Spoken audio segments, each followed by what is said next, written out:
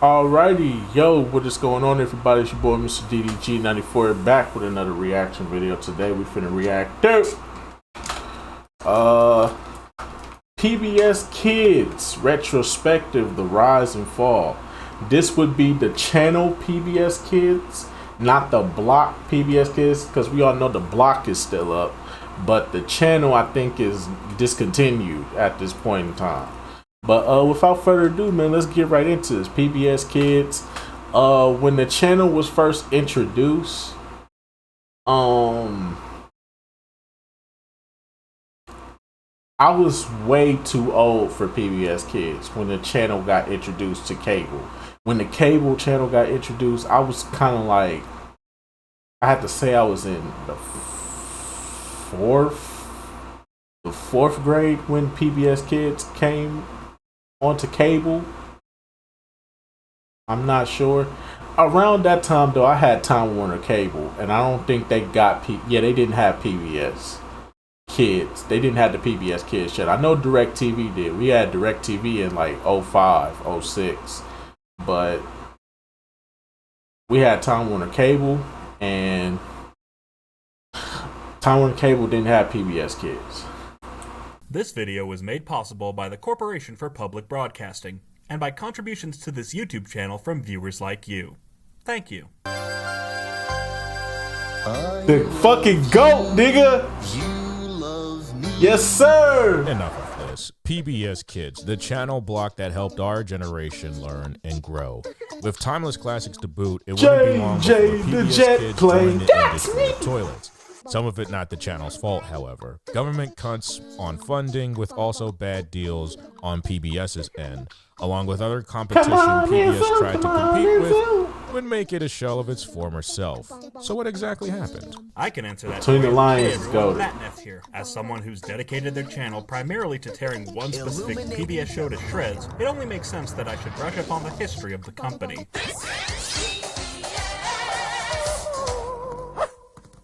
Before we bring up the Ready to Learn grant, let's first go back to '69. Oh yeah. While the world was preoccupied with the ever-mounting pressure of the space race, PBS was facing its own uphill battle in Washington, D.C. While Congress had initially agreed to $2 million in funding for PBS under Lyndon B. Johnson, that all changed when Richard Nixon threatened to cut it down to $10 million. With the future of public broadcasting hanging by a thread, PBS put all their hope into the hands of one man. That man was the sweater and Converse-clad Chad himself, Fred Rogers.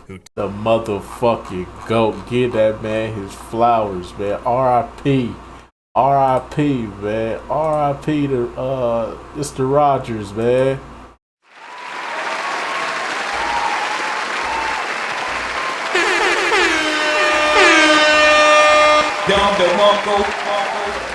That's what I'm talking about! That's why he's everything! That's why he's the GOAT! The GOAT!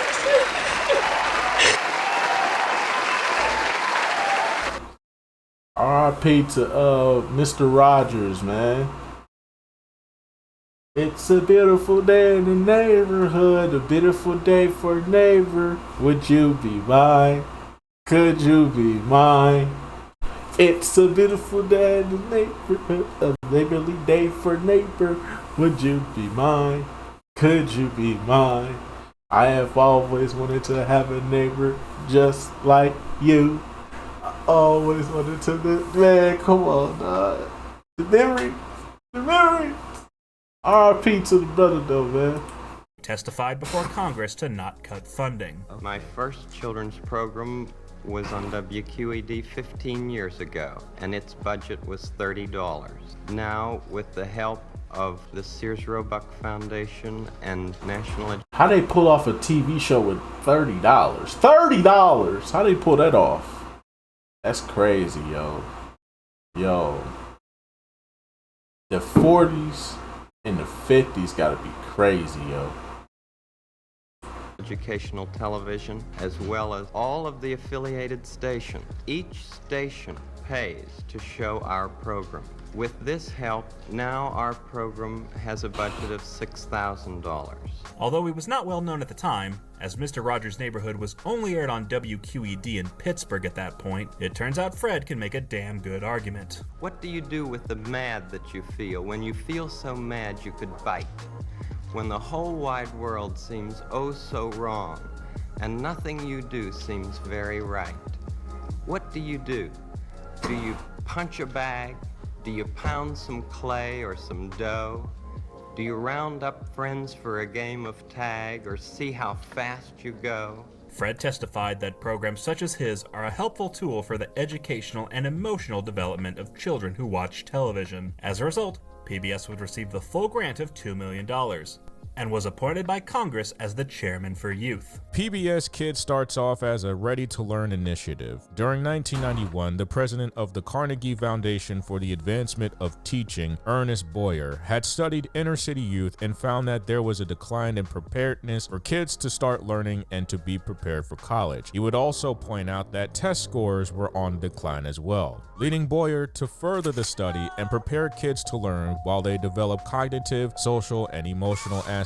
With the help of the Corporation for Public Broadcasting, U.S. Congress enacted legislation to make the Ready to Learn Act in 1994. PBS would then launch PTV on July 11th of 1994. At the time, Mr. Rogers' Neighborhood, which was the longest running PBS show, and Sesame Street were repackaged and put on PTV. Additional shows on PTV included Zoom, The Electric Company, Reading Rainbow, 321 Contact, Square One Television, Shining Time Station, Lamb Chop Play Along, and Where in the World is Carmen Sandiego. The mascots were called P-Pals and had their own world called PTV Park for young kids, and for the adolescents, the interstitials were live concerts and music. And of course, you can't mention PTV without bringing up Arthur. Debuting on October 7th, 1996, Arthur was adapted from Mark Brown's renowned children's books of the same name. While Brown was initially hesitant to give up creative control of his characters, he was reassured that the aim of the show would be to encourage kids to read and spend time at their local library. The series became an instant sensation,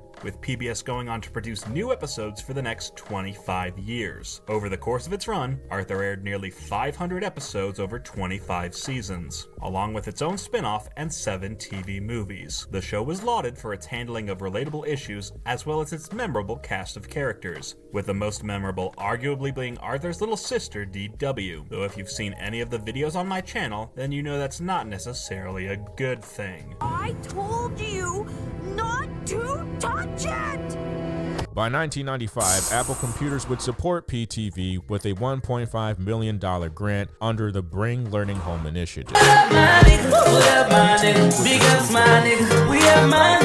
And would also fund PTV onwards. The block was getting so popular with kids, it would reach 500,000 homes, while 3/4 of the United States would carry PTV. At the end of '96, PTV would repackage certain shows and put it on the block called The Game, which would air only on 31 channels in the country.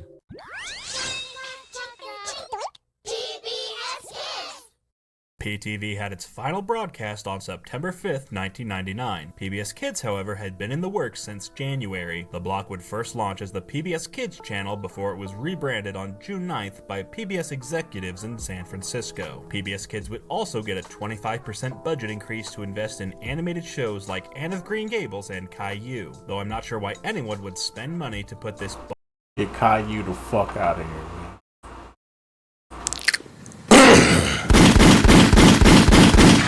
On site. On fucking site. Not fucking with it. bald-headed bastard on television. I hate vegetables. We hate you, you little bald-headed bastard. The rebrand of PBS Kids would launch on September 6, 1999, with the new mascots Dot and Dash. During this time, shows like Dragon Tales and Between the Lions would be funded by the Ready to Learn grant in conjunction with Sesame Workshop. Sponsorships also increased during this time, with ads playing before programs from companies such as Juicy Juice, Chick-fil-A, Kellogg's, IBM, Sears, Cigna, Chuck E. Cheese, and Mickey D's. While shows like Barney and Friends, Zimboombafu, Adventures from the Book of Virtues, Noddy, Teletubbies, Wishbone, and Theodore Tugboat would take over the roster, PBS I hated Theodore Tugboat because it's just a rip off of Thomas the Tank Engine. Fuck out of here. A rip off. But a lot of these shows though was goated though. Like, hold on, go back. It's like Barney. All right, Barney is the GOAT, hands down. Barney is way better than Sesame Street. I don't care what you say. Fight me. It's the best PBS show ever fucking created. Hands down, top tier. Friends, Zaboomafoo. Zaboomafoo is definitely top 5 for sure. Adventures from the Book of Bird. I remember this show. I don't remember it vividly because I never really watched this show. But this was a good show. Choose Naughty, Teletubbies. I hated Naughty. Teletubbies was cool. Teletubbies was cool, but I was too old for Teletubbies when they first came out. I was like 6. I had to be like 6 or 7 when Teletubbies came out. Yeah, this shit was way past my prime. This is for like newborns. This is for like babies pretty much. It's basically for like anybody up to like 4 years old. Yeah. But Teletubbies was cool though. I fuck with Poe the most. Poe was the cool. Poe seemed like the cold one though. For real. Wishbone and Theodore. Wishbone is goated. Wishbone is definitely goated. Not top 5, but it's definitely goated. Tugboat would take over the roster. PBS Kids would have an additional weekend block called the Bookworm Bunch. During the 2000s, PBS would relaunch the website on PTV.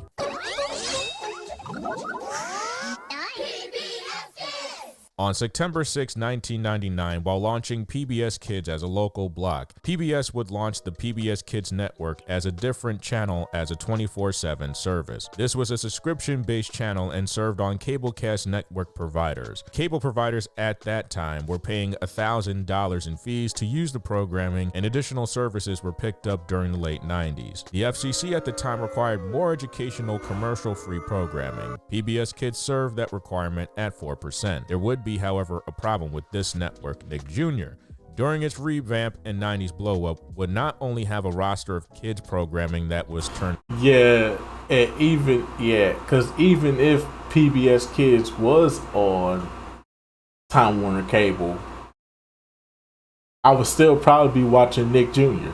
Most definitely, I would be watching Nick Jr. Eyes.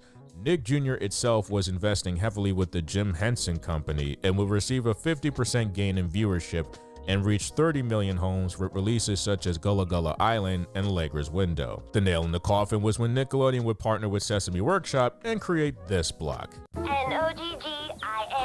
Yep, Noggin. I remember that. Noggin.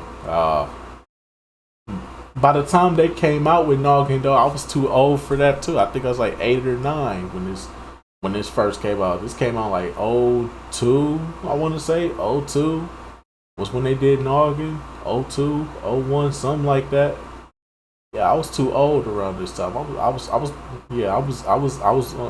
only watching SpongeBob and Eddie, you know, the superhero shows, Power Rangers. I was still watching those shows. But like the Noggin shit,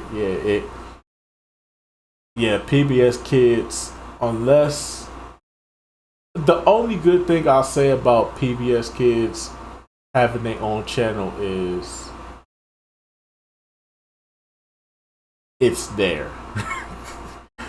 But I think what would have helped PBS Kids, the channel, I think what would have helped it is if they just made it a channel for just local television.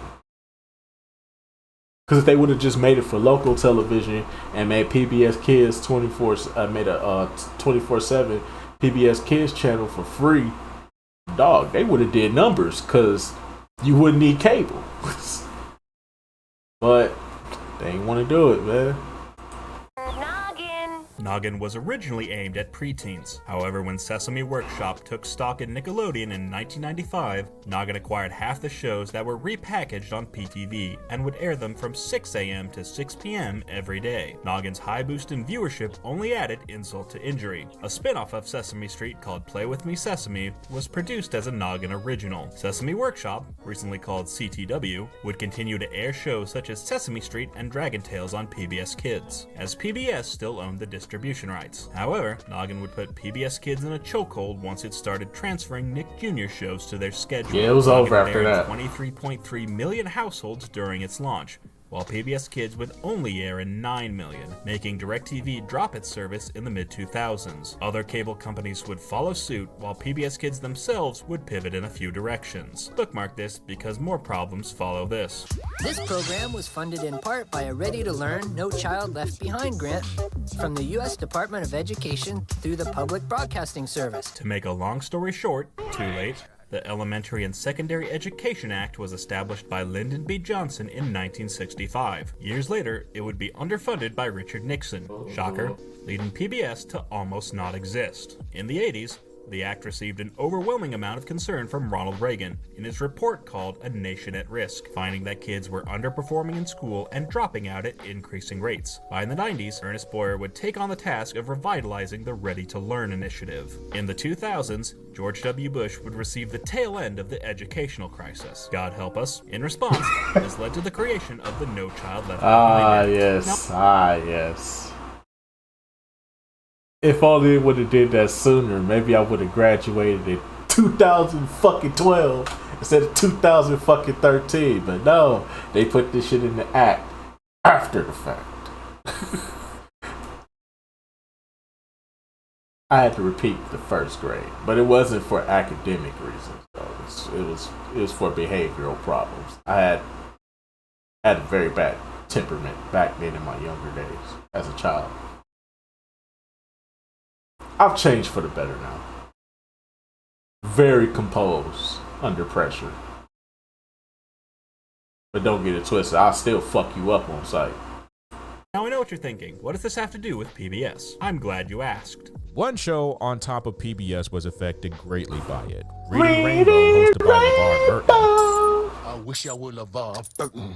Was receiving the short end of the stick by Butterfly PBS. in the Not sky. only was this show on the financial hardship end, it was also on copyrights with certain books. PBS would also challenge the core philosophy of Reading Rainbow. The show itself was targeted to make kids have a love for reading. This was a problem in conjunction with reading the books vocally, which was expensive to do. Because of this, the original station, WNED, would drop out of the show. Reading Rainbow was also kept alive by the Ready to Learn grant, as the requirements at that time was to create shows that fostered encouragement to learn. Under No Child Left Behind, the requirements were a lot different. The requirements range from teaching kids phonics and vocabulary. Reading Rainbow did not do this in the show, therefore funding was dropped while PBS argued against it. It wasn't long until the threat of underfunding would make PBS cancel Reading Rainbow. As a result, a reboot of The Electric Company and Superwide would replace Reading Rainbow. You gotta love PBS. Bitch ass niggas, dog. Bitch ass niggas, dog. Bitch ass niggas, dog. Come on, man.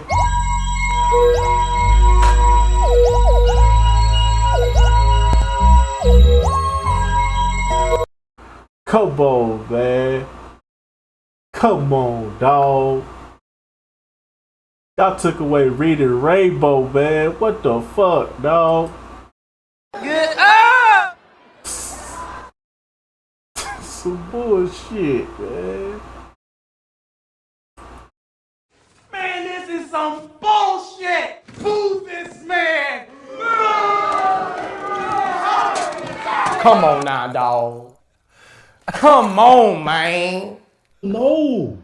What the fuck, y'all? God damn! God damn! God damn! What? Fuck! Fuck! Fuck!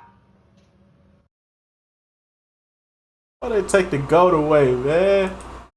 PBS Kids Sprout. Presented in partnership with Oh. your PBS station. Oh, Sprout. Oh, this is my sister's generation right here. Sprout came, I know Sprout came out like 05. Because it came out around the time my sister was born. My first sister. So, I know this is my sister's generation right here. PBS Sprout is my sister's generation. This is their PBS. Okay? I know this for a fact. Because they was watching this shit religiously. Religiously, my sisters was watching this shit. But it was good for them, though. They learned their ABCs, their 1, 2, 3s. they colors, you know what I'm saying? Sprout was really good. I ain't gonna lie. I'm not gonna lie. Sprout was really good to my sisters. They knew what they was doing. I was really proud of my sisters for knowing they shit before they went to school.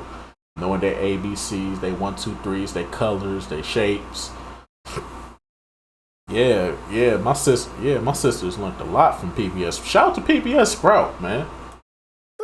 Due to the absolute failure of the PBS Kids network, PBS Kids Vice President Duron Triff would partner with Comcast to launch PBS Kids Sprout in 2004. Hit Entertainment and Sesame Workshop would also collaborate with the new channel in production of shows to recreate the same 24/7 network that fosters learning, is tested for educational efficiency, and competes with Nick Jr. and Noggin. Comcast would announce it was a separate service from PBS Kids as video on demand. The channel launched on September 26 of 2005. During the first few months of launch, it would be broadcasted in 16 million households.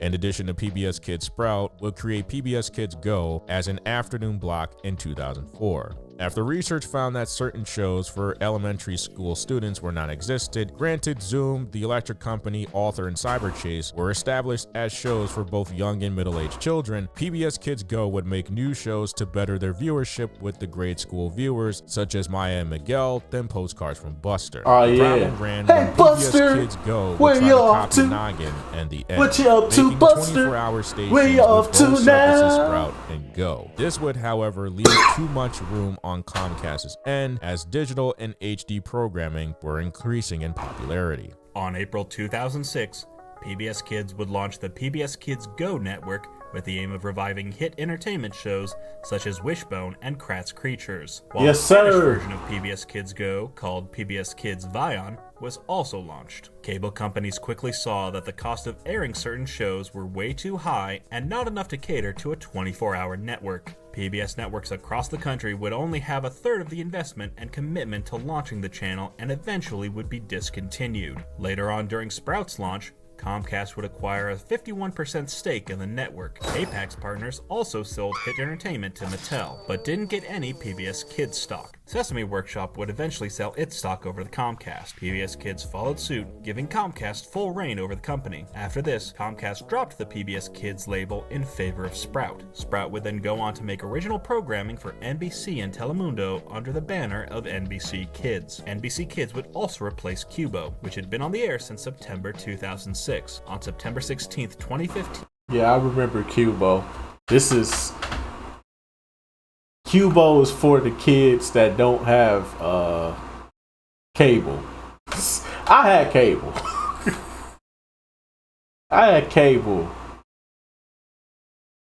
But for a while I didn't have cable. And then eventually we got internet in the house, which led to the internet. The internet led to me getting cable back in my room, because I ain't had cable in my room since we had not AT&T, but Time Warner. Once we had to give up Time Warner because they was getting out of pocket with their prices, and we had to switch to DirecTV, I ain't had no cable, so Cubo was my best bet at that point in time. Sprout would get a rebrand as well as a tiny studio at the Rockefeller Center to launch the Sunny Side Up Show and the Good Night Show with actress Alyssa Milano. By 2016, NBC Universal would buy out DreamWorks Animation, while former president of Chorus Entertainment, Deidre Brennan, would be the new president at Sprout from the successor of Sandy Wex. Universal Kids' philosophy was that Sprout grew up with its audience and would have older kids programming geared towards learning and discovering skills. With shows like Top Chef Jr., the network would also acquire shows from DHX Media and the Family Channel. While there were multiple investments and leverage problems with DreamWorks Animation, Brennan stated Sprout, quote, was the greatest thing there is. There is nothing to fix here. Sprout is a beautiful brand. If anything, we want to invest more in original production. There is more we can explore there. The problem then would be that viewership was decreasing. 30% decreases were felt during 2017, and by 2018, it was 73%. By that time, Brennan would be replaced by Francis Berwick, then would lay off dozens of people from the network and then only rely on DreamWorks Animation content. content. Dozens of Sprout and NBC Kids original shows would move on to the Peacock streaming services. To this day, the network still struggles with viewership, according to Nielsen.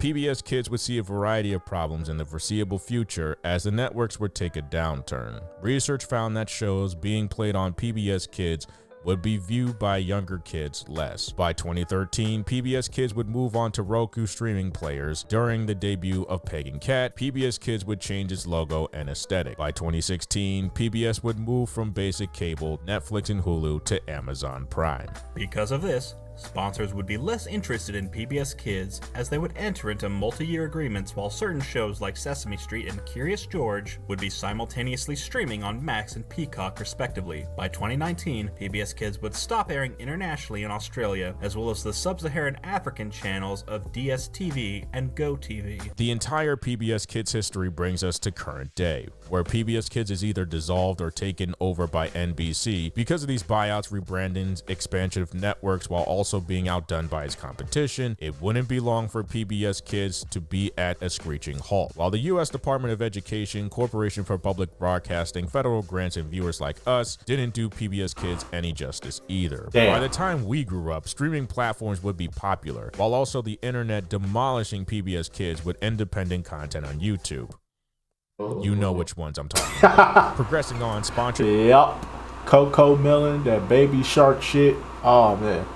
Yeah, PBS didn't stand a chance against these YouTube-made, these internet-made kid shows. Don't stand a chance because they're accessible, easier to access. But now, PBS Kids and Sesame Street got their own fucking YouTube channels, and they got 24-hour live streams and shit like that, 24/7 live streams, I should say, running up the views for the trying to get these kids to watch their shit. That's crazy. Sponsorships would be so far and few, as PBS Kids would only have reruns and a few PBS Kids originals. Albeit, PBS Kids was home to the longest running shows such as Sesame Street, now on HBO and Max, Arthur, which ended recently, Mr. Rogers' Neighborhood, The Electric Company, The Big Comfy Couch, and Zoom. Due to streaming services, PBS Kids would be seen as a thing of the past. Kids wouldn't tune into the TV block and would seek out more streaming and internet content. Thanks for having me. Make sure to check out my channel where you can see me tear into Caillou, DW, and dozens of other cartoon cretins.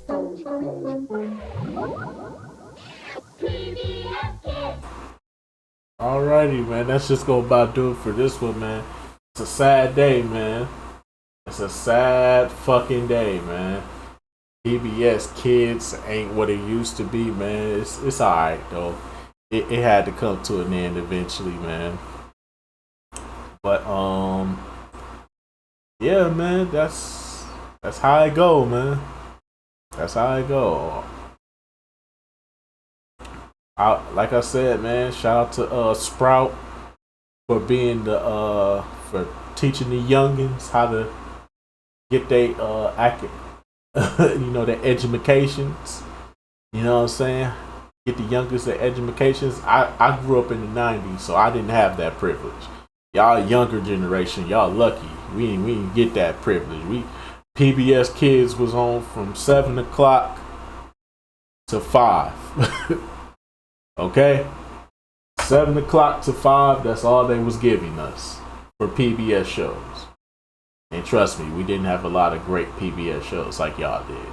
Well, in the 2000s it got better, but by that time I was too old for that baby shit. But y'all niggas lucky though. Y'all got the good shit. Y'all had the channels. Y'all had the cable channels. Y'all had, oh man. But anyway, so let's just go about do it for this one, man.